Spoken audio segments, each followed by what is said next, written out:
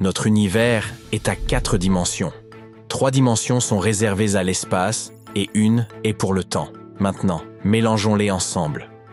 Nous obtenons une belle pâte appelée espace-temps. Cette pâte a une caractéristique étonnante. Même si vous ne pouvez pas l'utiliser pour cuire une tarte, vous pouvez la plier et la déchirer. Maintenant, oublions notre analogie culinaire. Nous allons dans l'espace. Les ondes qui se propagent à travers l'espace-temps peuvent voyager à des vitesses bien supérieures à celles de la lumière. Or, en matière de propulsion, ou, plus simplement, d'avancée, se déplacer dans l'espace en éjectant des gaz chauds à l'arrière de votre vaisseau spatial n'est pas l'approche la plus efficace. Une méthode bien plus élégante consiste à manipuler la trame de l'espace-temps autour de votre vaisseau. C'est ainsi que nous abordons le sujet de la propulsion par distorsion d'Alcubierre. Jusqu'à présent, ce n'est qu'un concept hypothétique. Mais qui sait, peut-être que dans 10 ou 20 décennies, nous utiliserons cet appareil pour rendre visite à nos proches qui ont déménagé de l'autre côté de la Voie lactée.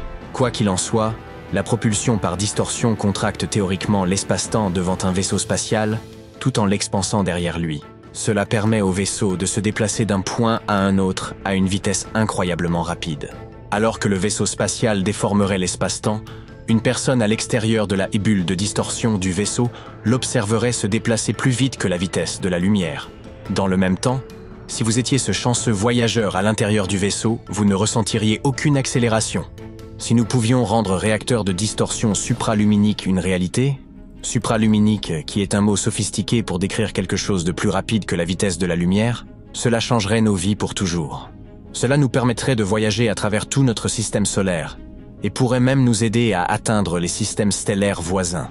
Par exemple, nous pourrions atteindre Alpha Centauri, le système stellaire le plus proche de nous situé à un peu plus de 4 années-lumière, en quelques jours ou semaines au lieu de milliers d'années. Malheureusement, je dois tempérer ton enthousiasme, mon ami. La propulsion à distorsion a un énorme problème. La force derrière son fonctionnement, appelée énergie négative, implique des particules assez exotiques. Pire encore, elles sont complètement hypothétiques. Et pour autant que nous le sachions, n'existent pas dans notre univers. Les scientifiques n'ont réussi à les décrire qu'en termes mathématiques. Ces particules exotiques se comportent de manière inattendue. Par exemple, elles ont une masse négative. J'aimerais pouvoir réaliser un tel tour après un dîner en famille. Et elles agissent à l'opposé de la gravité. Mais attendez, il reste encore un peu d'espoir. Une nouvelle découverte pourrait résoudre cet obstacle apparemment inamovible. Des chercheurs de New York ont imaginé un système d'énergie positive qui ne perturbe pas les lois physiques connues. Les auteurs de l'étude affirment qu'il s'agit d'un changement radical qui pourrait constituer le premier chapitre du manuel de voyage interstellaire. Vous voyez, cette énergie positive fait toute la différence. Disons que vous êtes un astronaute en sortie spatiale et que vous décidez de jouer au tennis là-bas. Alors, vous poussez la balle loin de vous. Mais au lieu de flotter au loin, la balle repousse. Et cette confrontation peut continuer jusqu'à ce qu'elle puisse arracher votre main si vous appliquez suffisamment de force. Eh bien, c'est une qualité de l'énergie négative dont le moteur à distorsion a besoin. Mais comme vous pouvez le voir, il n'y a aucun moyen de capter cette énergie, et cela semble dangereux. C'est pourquoi nous devrions probablement nous tourner vers la bonne vieille énergie positive pour la construction de la bulle de distorsion. Cette bulle est une structure sphérique entourant un vaisseau spatial à l'aide d'une coque de matière ordinaire, bien que super dense. La bulle propulse le vaisseau spatial en avant, en utilisant la puissante gravité de la coque. Mais les passagers à l'intérieur du vaisseau ne ressentent aucune accélération. Un trajet en ascenseur est apparemment plus mouvementé que le fait de filer à travers l'espace dans une telle bulle. Tout cela en raison de l'immense densité de la coquille et de la pression qu'elle exercerait sur l'intérieur si elle était contrôlée correctement. Et comme rien ne peut voyager plus vite que la vitesse de la lumière, selon la théorie de la relativité générale, la bulle est conçue de manière à ce que ceux à l'intérieur puissent ressentir un temps normal. En même temps, la bulle comprime l'espace-temps devant elle et l'expanse derrière le vaisseau, tout comme ce moteur à distorsion qui utilise de l'énergie négative. Cela lui permet de se propulser lui-même et le vaisseau incroyablement vite. Les parois de la bulle produisent l'élan nécessaire, comme l'élan des balles qui roulent. Si vous décidiez de vous charger du contrôle d'une bulle de distorsion, cela nécessiterait une grande coordination. Ces bulles nécessitent des quantités énormes de matière et d'énergie pour assurer la sécurité des passagers et maintenir le passage correct du temps.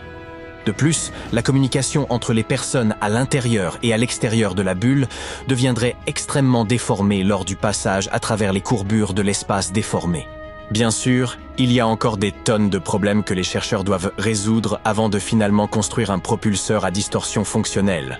Mais certains d'entre eux affirment que le modèle devrait finalement se rapprocher de la vitesse de la lumière. Mais même s'il reste en dessous de la vitesse de la lumière, ce sera toujours une grande amélioration par rapport à nos technologies actuelles. Voyez par vous-même. Voyager à la moitié de la vitesse de la lumière vers Alpha Centauri prendrait 9 ans.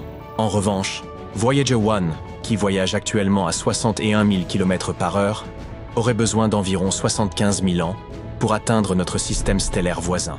Il y a d'autres éléments à prendre en compte. À mesure que vous vous approchez de la vitesse de la lumière, les choses deviennent vraiment étranges. Par exemple, plus un objet se déplace rapidement, plus sa masse devient importante.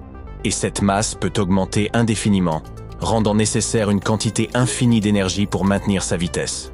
Un autre problème, les modèles actuels ne permettent une bulle de distorsion stable que pour une vitesse constante. Mais alors, comment êtes-vous censé accélérer au début de votre voyage ? Et que devriez-vous faire lorsque vous devez finalement ralentir et vous arrêter? Les experts affirment que le processus de création de l'entraînement par distorsion est comparable à l'essai de comprendre le concept de l'automobile pour la première fois. Nous pouvons comparer le stade auquel se trouve la technologie de l'entraînement par distorsion à celui de la technologie automobile à la fin du 19e siècle. À cette époque, le voyage en automobile était possible, mais cela semblait être un processus complexe que tout le monde ne pouvait pas gérer. Alors, l'idée générale du moteur à distorsion est d'étirer et de comprimer l'espace pour parcourir l'univers. Eh bien, il y a une théorie qui est encore plus folle. Et si, au lieu de courber l'espace-temps, nous le déchirions tout simplement? Pensez-y de cette manière. Lorsque vous courbez l'espace-temps, vous devez toujours faire face à tout l'étirement et la compression. C'est comme plier une carte en papier. Vous devez toujours traîner votre doigt à travers les plis. Mais essayez de déchirer le papier en deux et de joindre les deux extrémités. Bam! Vous êtes déjà à destination. Alors, comment pouvons-nous déchirer l'espace-temps? Nous n'en aurons peut-être pas besoin. Les trous noirs le font peut-être déjà. Au centre d'un trou noir, la gravité devient incontrôlable. Tout s'effondre en un point infiniment petit, et le temps s'arrête. Ce point, appelé singularité, pourrait être cette même déchirure dans l'espace-temps. Et si vous pouviez diriger votre vaisseau spatial vers un trou noir suffisamment grand, la gravité pourrait être suffisamment lisse pour que vous surviviez au voyage. Ensuite, certains scientifiques pensent que vous pourriez ressortir de l'autre côté de l'univers par un trou blanc.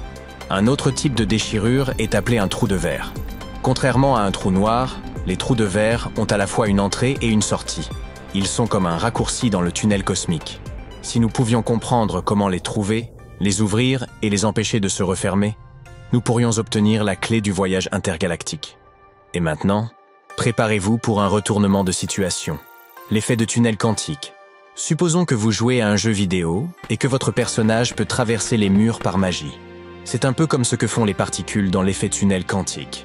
Les particules peuvent traverser des barrières, même si elles n'ont pas assez d'énergie pour les surmonter, grâce à leur nature ondulatoire et quantique. Mais que se passerait-il si les particules pouvaient traverser des trous de verre connectés par effet tunnel quantique?